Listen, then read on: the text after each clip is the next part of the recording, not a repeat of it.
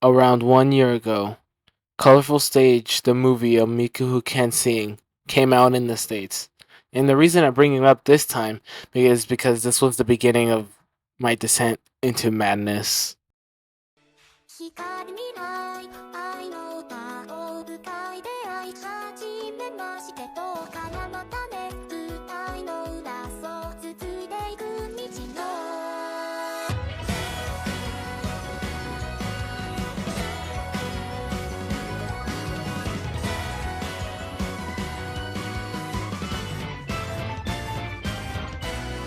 Before we delve deep into this movie, I'm going to give a little context to the movie because it's really not that important. But for the little context, pretty much I had the chance to leave and I really did consider it. But no, I stayed. But with that, I did get a free movie ticket. And I also pulled a glow in the dark Miku keychain, which I'm really proud about because I got the special one. Anyway, it's time to talk about this dumb movie. The movie begins with the main theme, which I hope you remember because the movie will constantly remind you about it, and it gets really annoying. Not even 1 second into this cartoon, I'm already feeling the decay. So, the movie begins with some nice shots of Japan, and we see this Miku who can't sing walk around as a glitchy effect to some people, but like not to everyone. But our main groups, which I might as well mention right now because there's a lot of them. And I'm gonna do this all in one take. So our first group, Leonid, which features Hishino Ichika, Tenmasaki, Mochizuku Honami, and Hinomori Shino. Our second group is Murmur Jump. It features Hanazato Minorin, Hiratani Haruko, Momoi Ari, and Hinomori Shizuku. Vivid Bat Squad features Anazawa Koneha, An Shirarichi, Shinonome Akudo, Agoyaki Toya. Our next group is Wonderlands X Showtime, which features Tenma Tozaka, Otori Imu, Kawasaki Nene, and Kamishiro Ruri. And finally, we have my favorite group, which is Night Court at 25 a.m., which features Yosaki Kaneda, Anashina Mamufufu, Shinoname Ena, and Akiyama Mizazuki. Holy fuck, that's a lot. But anyway, our main heroes, or more like hero, discover this Miku and is like so chill about it until it's like nah, and she runs away into the magic land.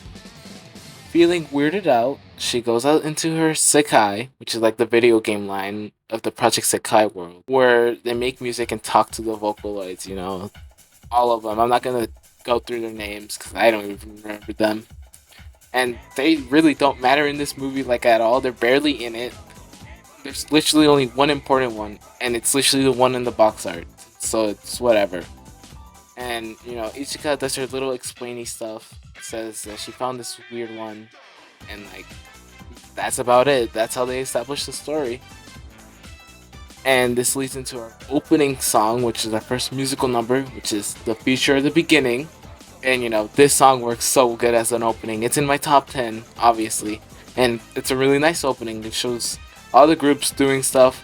All this mysterious Miku is just kind of there, But it's also overall just a really good opening because it actually shows you all the groups and how they operate, and what's going to be the vocal point of the movie.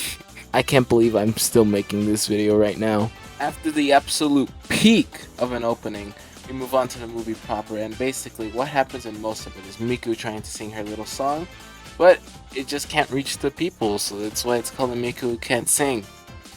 So she enlists the help of Ichika so Miku's music can actually reach people who are down on their luck and depressed. So, in a way, I was one of these people, because before watching this movie, Miku's music could not reach me, which sounds cringe as fuck, but just listen, because I didn't like Hatsune Miku before watching this movie, because I had the stupid belief that I could just really be listening to real music sang by real people.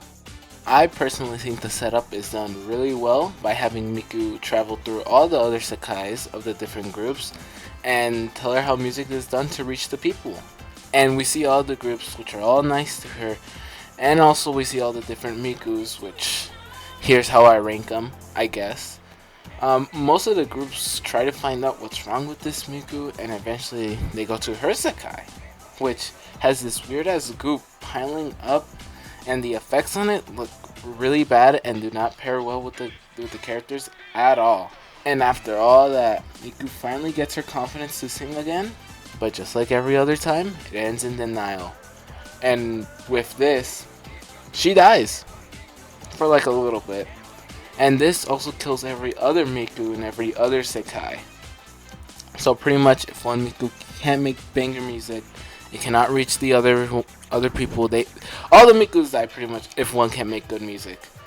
And this begins our second half, which is like absolute cinema.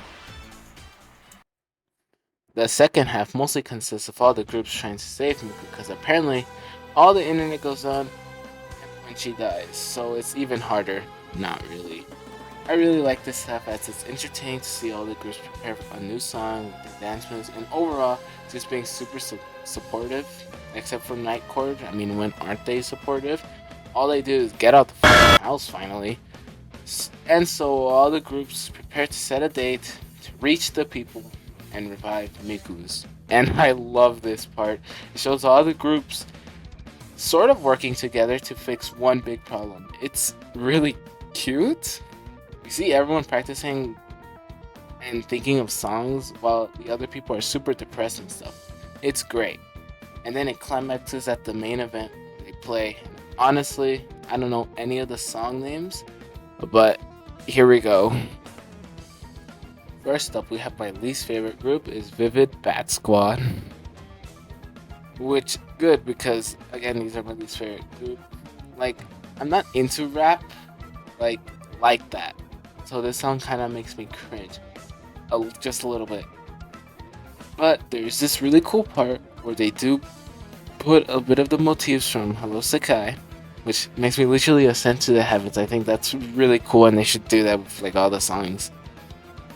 And our next group is Miss Wonder Guy and their song, which is pretty good. I think it fits their vibe for sure. Like the song is so cheerful, it's not even funny. Like, I'm being serious, it is the happiest song in the whole world. Next up is One More Jump or More Jump. I really like the song. The main verse is really nice, saying the song title in English, which makes me understand it, which is pretty cool. That they give the motifs again, it's just so cool. I love that so much. And next up is the Suicide Squad Night Court at 25 a.m. And I love their song as it fits them perfectly, and their outfits are nice too. The song I think has some motif, but I don't know.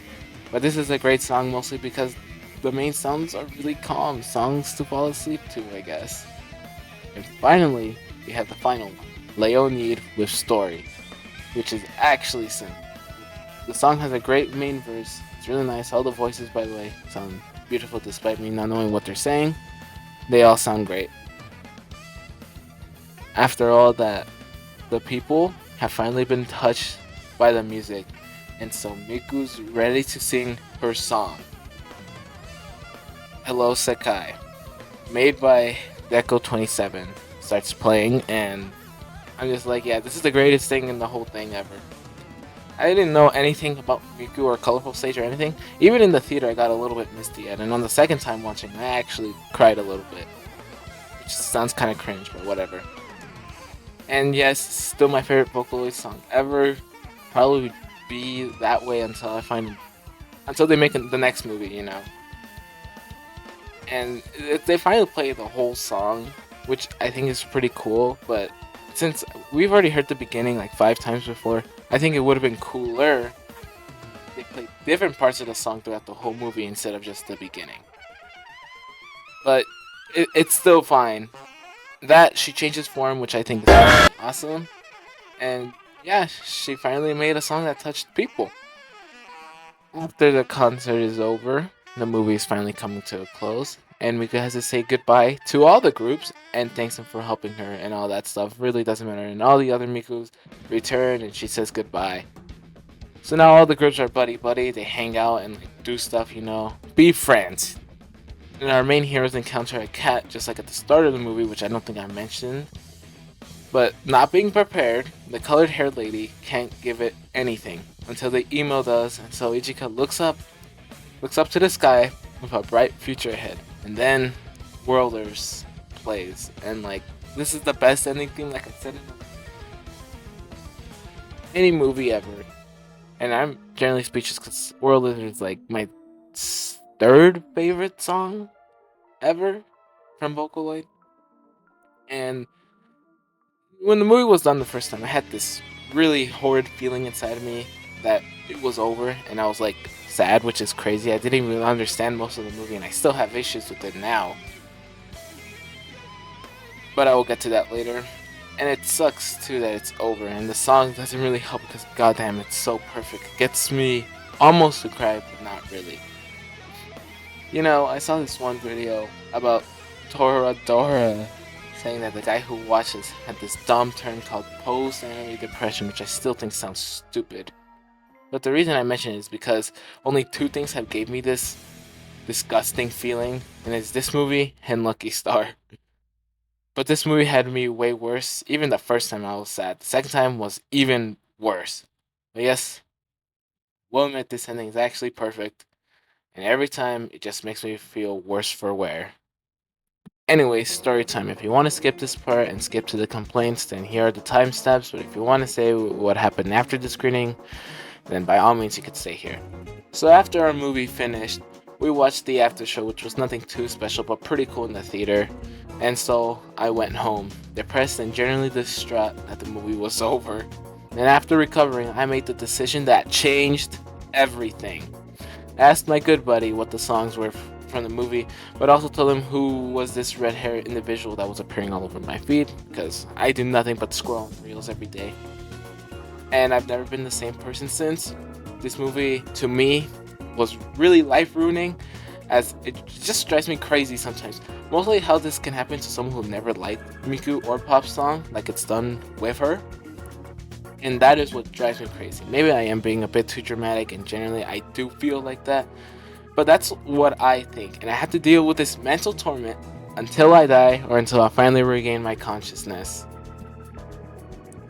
Now moving on to my issues with the movie.